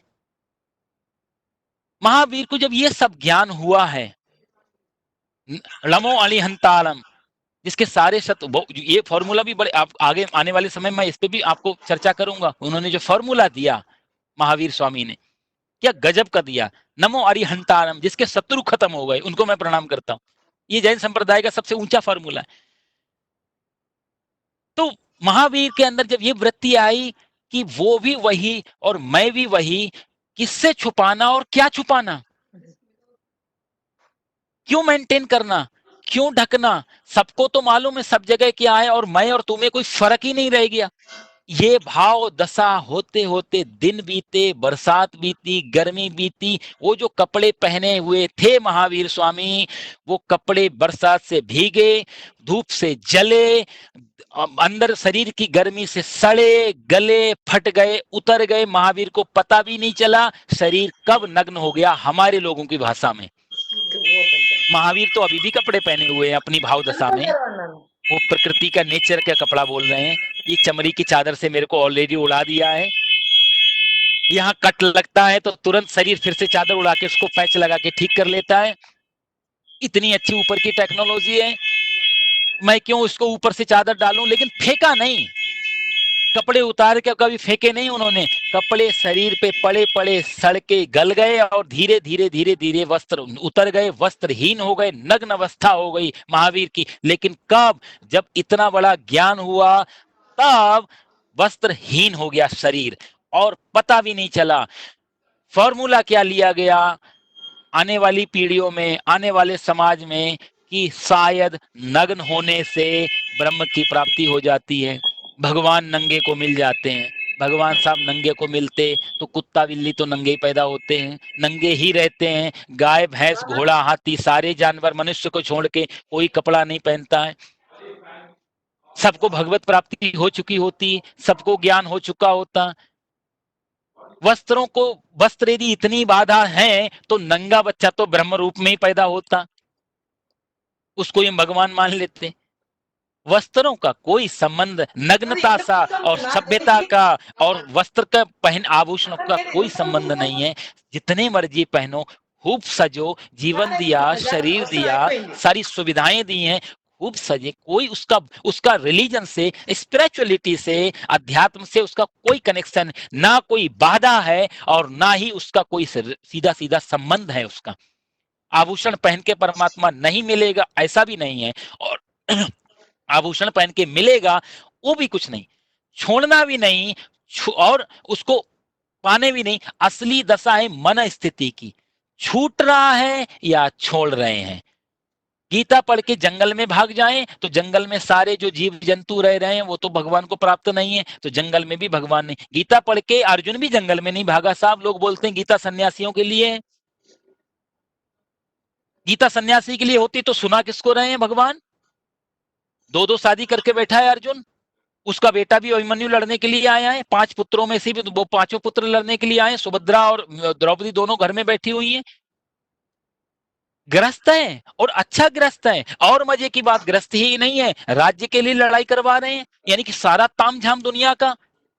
सिर पे सोने का मुकुट होगा, नीचे पहरेदार होंगे, सेना होगी, साम्राज्य होगा, सम्राट होगा। तो पूरी दुनिया में जो सबसे ऊंची से ऊंची चीज हो सकती है उसको दिलवाने के लिए गीता सुनाई जा रही। मजे की बात, कैसे सन्यासी के लिए हो सकती गीता, कैसे बाबा जी, बाबा जी बनना इतना सरल हो जाता है। हाँ, यहाँ पर भी है, बाबा जी बनना और बाबा जी होने में बहुत अंतर है। बनना बहुत सरल है, थोड़े बहुत लाल पीले कपड़े डाले, लंबा सा तिलक लगाया, बन गए साधु। लेकिन बाबा जी होना बिल्कुल दूसरी बात है, संत होना बिल्कुल दूसरी बात है। संत बनना बहुत आसान, संत होना बहुत, संतत्व तो लाना जीवन में, संत हो जाए। वो फिर पैंट शर्ट भी पहने, वो न्यूयॉर्क में मैनहट्टन में भी घूमे, वो स्काई करे, वो चाहे ये जो दुनिया के सारे काम करता हुआ भी दिख सकता है, लेकिन अंदर से सन्यासी हो सकता है। और कई बार अच्छे कपड़ों में, आपको आवाज आ रही है, मेरा एक भी वीडियो नहीं रहा सामने। हेलो, पंडित जी आ रही है आवाज। अच्छा अच्छा अच्छा, मुझे लगा कि सब लोग चले गए कहाँ, कहीं मैं बोलता फिर नहीं रहूं अकेले। नहीं, आपकी बैंडविड्थ के कारण आवाज नहीं आ रहे, सुन रहे थे।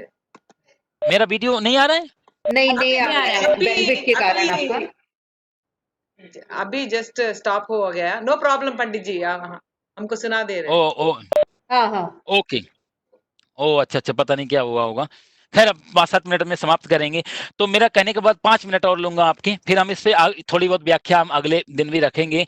मेरा कहने का भाव ये था कि अर्जुन यहाँ सारे अस्त्रों को छोड़ करके इस श्लोक में थोड़ी सी बात, वैसे तो देखो इस श्लोक में काफी भाव हैं, लेकिन हम छोटी सी बात को पकड़ेंगे कि अर्जुन ने विसृज्य ससरम चापम, अपने धनुष बाण को छोड़ करके रथ के पिछले हिस्से में बैठ गया। यानी कि अर्जुन अभी भी कंफ्यूजन, यदि हाथ से गांडीव गिर जाता तो वो जंगल जाता, लेकिन उसने रथ को छोड़ दिया, वो धनुष को छोड़ दिया है, इसलिए वो रथ के पिछले वाले भाग में बैठ रहा है। इसका मतलब अर्जुन के अंदर अभी जो है डिलेमा, दुविधा, सस्पेंस ये चल रहा है उसके अंदर अभी भी, वो कभी भी धनुष उठा सकता है। ये अर्जुन की यथास्थिति व्यास जी ने यहाँ लिखी है कि अर्जुन ये धनुष बाण को छोड़ करके रथ के पिछले हिस्से में जाके बैठ गया। और अंतिम में ओम तत्सदिति श्रीमद् भगवद गीता शुपनिषत्सु ब्रह्म विद्यायाम योग शास्त्रे श्री कृष्ण अर्जुन संवादे अर्जुन विषाद योगो नाम प्रथमो अध्याय हरिओम तत्सत हरिओम तत्सत हरिओम तत्सत। कहते हैं इसके भी लाइन में ओम तत्सदिति ये भी शब्द लिए गए कि ओम शब्द जो है वो 3 अक्षरों को मिलके बनता है। ओम जो शब्द है ना वो 3 अक्षर मिले हुए हैं उसमें, आ, उ और म, 3 अक्षरों को मिलके, इनका तीनों का सूक्ष्म रूप से प्रोनाउंस करना ही ओम है। यदि हम सिर्फ ओम बोलेंगे, आ का ध्वनि नहीं निकलेगी तो भी शुद्ध ओम नहीं निकलेगा। वैसे ओम की बहुत बड़ी एक्सप्लेनेशन है, बहुत बड़ी व्याख्या है, वो कभी दूसरे टॉपिक पे करेंगे। लेकिन 3 अक्षर है मूल रूप से, आ, उ और मा। आ का अपना एक मतलब महत्व है, उ का एक अपना महत्व है, मकार का अपना महत्व है, उन सब से मिलकर के ओम शब्द बना। और शॉर्टकट में मैं आपको बताऊं, पूरे ब्रह्मांड की यदि ध्वनि को सुना जाए शांत अवस्था में तो भी हमें ओम ही सुनाई देगा। जब हम यूनिवर्स ऊपर जाएंगे, अपना यूनिवर्स के टॉप में कहीं पे भी, इस पृथ्वी के हल्ला गुल्ला से बाहर, तो भी हमें यही ध्वनि सुनाई देती है। ये बिल्कुल नेचुरल ध्वनि है ओम। लेकिन ओम को वेदांत में कहा गया कि संस्कृत प्रोनाउंस करते समय यदि कोई अक्षर की कोई लेटर्स मिस हो जाए, कोई प्रोनाउंसिएशन में गलती हो जाए, तो हम यदि शुरू में ओम लगा देते हैं तो वो परमात्मावाची होने से उसका जो गलती का दोष है वो नहीं लगता। इसलिए हमारे शास्त्रों में, श्लोकों में, मंत्रों में बोलने के लिए सबसे पहले ओम या हरिओम शब्द लगाया जाता है। एक ये भाव है। तत्सदिति, तत्सत इति, तत् और सत 2 शब्द हैं। एक हम लोग हमेशा भगवान का एक नाम लेते, ओम सच्चिदानंद, सच्चिदानंद बोलते हैं, सच्चिदानंद का ही शब्द है सत, चित और आनंद। यह आनंद को ना लेकर के सत और चित दोनों को लिया गया है। तत्सत, सत का मतलब होता है सत्य स्वरूप, जो सत्य स्वरूप है वो परमात्मा। सत्य का मतलब होता है जिसमें ना तो कोई परिवर्तन हो और ना ही जिसका कभी विनाश हो, वो सत्य है। जैसे कि मिट्टी, घड़ा, 2 चीजें हमारे पास हों, तो घड़ा जो है वो असत है और मिट्टी जो है वो सत है। क्योंकि जब घड़ा नहीं बना था तो वो मिट्टी था, आज घड़ा बन गया तब भी वो मिट्टी है, कल को घड़ा जब फूट जाएगा तो भी मिट्टी बच जाएगा। तो मिट्टी और घड़ा में सत क्या है? मिट्टी। जैसे ज्वेलरी, सोने से ज्वेलरी बनती है, इयररिंग बनाई, ब्रेसलेट बनाया, नेकलेस बनाया, सब कुछ बनाया, लेकिन पीछे गोल्ड है उसमें। जब वो सब कुछ नहीं बनाया था तो भी सुनार के हाथ में गोल्ड था, उसने शेप दे करके, एक अलग अलग शेप दे के अलग अलग नाम दे दिए उसके, लेकिन ब्रेसलेट, नेकलेस, इन सब में भी वो गोल्ड ही अंदर है।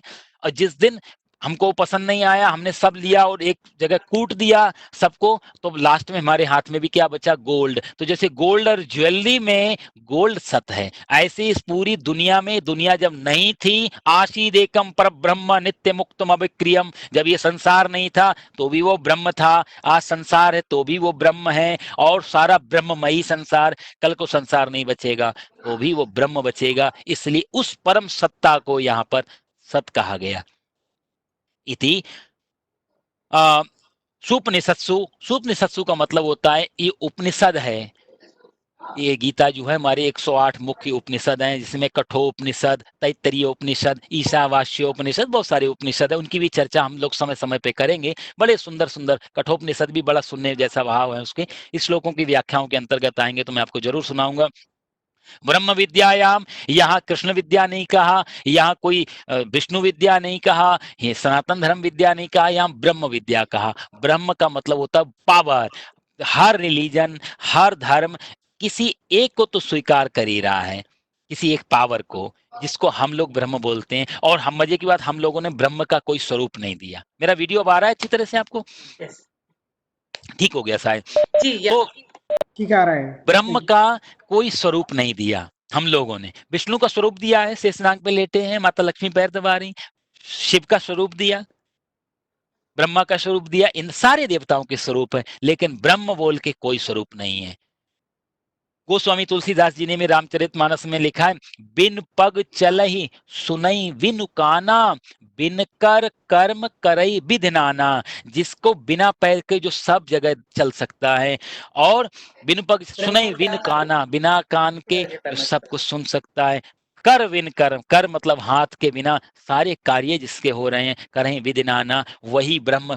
ये तुलसीदास जी बोलते हैं। वेदांत में होता है आशीद एकम पर ब्रह्म, जब संसार नहीं था तो भी एक सत्ता थी जिससे ये सब कुछ बना, उसको ब्रह्म बोला जाता है। जो निर्विकार है, निर्विशेष है, निर्गुण है, निरूप है, जिसका कोई भी स्वरूप नहीं है, जिसमें कोई भी गुण नहीं है, उसको हमने ब्रह्म कहा। उसी को सारी दुनिया किसी न किसी एक पावर के रूप में मानती रहती है। गीता सांप्रदायिक ना हो जाए, गीता किसी धर्म विशेष की ना हो जाए, ये ख्याल रखा उस समय व्यास जी ने। कितने बड़े भविष्य दृष्टा थे वो। आने वाले समय में मालूम था धर्म की परंपराओं की मजहबों की लाइनें लगेंगी गली गली में। कलयुग के पाखंड से लुप्त होई सदग्रंथ, दंभिन नित निज मति कर प्रकट कीन बहुपंथ। कहते हैं कि दंभी लोग, अहंकारी लोग, अपने आप को पुजवाने वाले लोग गली गली में नए नए धर्मों का आविष्कार कर लेंगे और स्वयं बड़े बड़े धर्मात्मा बन जाएंगे। बहुत सारे धर्म प्रकट होंगे। व्यास जी जानते थे इस बात को, इसलिए उन्होंने यहाँ पर गीता का नाम, ये विद्या को हिंदू विद्या, सनातन धर्म विद्या या कृष्ण विद्या नहीं कहा, ब्रह्म विद्या कहा, कि सभी प्राणियों के लिए सुनने लायक है। इसमें तुम्हें कभी नहीं आएगा शिव को जल चढ़ाओ, दुर्गा को या मंदिर आने की जैसी कोई बात नहीं लगेगी। यहाँ आरती पूजा को कर्म कांड करने जैसी कोई बात यहाँ नहीं लगेगी। इसलिए बड़े सोच समझ के इसका नाम ब्रह्म विद्यायाम रखा। और बहुत सारे भाव हैं योग शास्त्रे, यम नियम आसन प्राणायाम प्रत्याहार ध्यान धारणा समाधि, ये अष्टांग जो योग है इस सब को बोलते हैं। इस सारे नियमों को, सब सब सारे स्टेप को मिला करके शब्द बनता है योग। यहाँ हर चीज आपको मिलेगी। एक वो भाव है कि योग, इन चीजों के बारे में भी जानकारी मिलेगी। और दूसरा योग का मतलब होता है प्लस, जुड़ना, आपको अपने आप से जुड़वाना, आपको अपने आप से आइडेंटिफाई करवाना, अपना आपको परिचय दिलवाना। ये काम योग का मतलब हुआ कि ये गीता क्या करने वाली है, आपको अपनी पहचान दिलाने वाली है, आपको आप से मिलवाने वाली है। जिसको अपना परिचय चाहिए वो गीता जरूर पढ़े। परमात्मा का कहते हैं कि जब जब तेरा पता मिला तो मेरा पता नहीं। पहले मैं ढूंढता था कि तेरा पता नहीं, और जब से तेरा पता लगा है तब से मेरा पता नहीं। किसी शायर ने कहा कि पहले तो मैं ढूंढता रहता, तू है तो कहाँ, जिस दिन तू मिल गया उस दिन मैं खो गया। कहते हैं प्रेम गली अति सांकरी, जामे दो न समाए। ये प्रेम की गली है, ये परमात्मा की वही प्रेम की गली जो कबीरदास जी कह रहे हैं, वही प्रेम की गली को योग शास्त्र कहा गया वेदांत में। तामे दो ना समाए, या तो तू रह सकता है या मैं रह सकता हूं। एक म्यान में दो तलवार नहीं सकते, या तो जीवात्मा बचेगा या सिर्फ परमात्मा बचेगा। इसलिए इसको योग शास्त्र कहा गया। श्री कृष्ण अर्जुन संवादे, अंतिम में श्री कृष्ण भगवान का नाम भगवान लेते हैं, क्योंकि अब यहाँ परिचय की बात हो रही है, इसलिए अर्जुन के साथ में श्री कृष्ण का संवाद हो रहा है। बोलेंगे तब श्री भगवान वाच आएगा बोलते समय, लेकिन परिचय कराते समय व्यास जी, मैंने आपसे कहा बड़े स्पष्ट वक्ता हैं, बहुत निष्पक्ष वक्ता हैं, इसलिए जैसा होता है वैसा लिख देते हैं। श्री कृष्णा अर्जुन संवाद, दोनों के बीच की बातचीत। संवादे ना विषा और संवादे अर्जुन विषाद योगो, अर्जुन के विषाद रूपी योग का, या अर्जुन को विषाद रूप में, अर्जुन यहाँ पर विषाद से भरा हुआ है। आप सब क्यों भरा हुआ है, अभी तक हम वही सुन रहे थे, इसलिए इस अध्याय का नाम हुआ अर्जुन विषाद योग। हम सब लोग भी अर्जुन की ही कैटेगरी में हैं। ये अध्याय मतलब हम सब के नाम से व्यास जी लिख रहे हैं, जो जो विषाद में हैं, जो जो चिंता में हैं, जो जो प्रॉब्लम में हैं, जो जो क्राइसिस में हैं, सब के लिए पहला अध्याय का हम सबको संबोधन करते हुए मानो व्यास जी लिख रहे हैं अर्जुन विषाद योगो। अच्छा, योग आगे भी शब्द दिया, विषाद है तो फिर योग कैसा, अर्जुन विषाद के लिए योग शब्द क्यों लाया गया, वो भी प्रश्न उठता है।